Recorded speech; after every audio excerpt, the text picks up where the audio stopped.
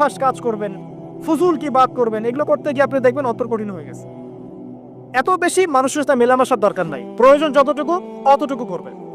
ঠিক আছে, আল্লাহ পাক তৌফিক দান করুন, আমিন। কটা বললাম? 5, 6। আমার সবচেয়ে প্রিয় নসিহত, প্রত্যেক দিন মিনিমাম 1 ঘন্টা করে কোরআন তেলাওয়াত করবেন বুঝে। আমি বলিনি না বুঝে করলে কোনো নেকি হবে না, প্রত্যেক হরফে 10 নেকি হবেই হবে, কিন্তু আপনি করবেন বুঝে ইনশাআল্লাহ। যখন বুঝে আপনি প্রত্যেক দিন 1 পারা করে বা 1 ঘন্টা করে কোরআন তেলাওয়াত করবেন, আপনার কলিজা, আপনার কলব নরম হতে বাধ্য, এবং আপনার অন্তরে আল্লাহ নূর নেমে আসবে ইনশাআল্লাহ। দেখবেন আপনার কলব থেকে সমস্ত এই যে পঙ্কিলতা, কলুষতা ইনশাআল্লাহ চলে যাবে ইনশাআল্লাহ তাআলা।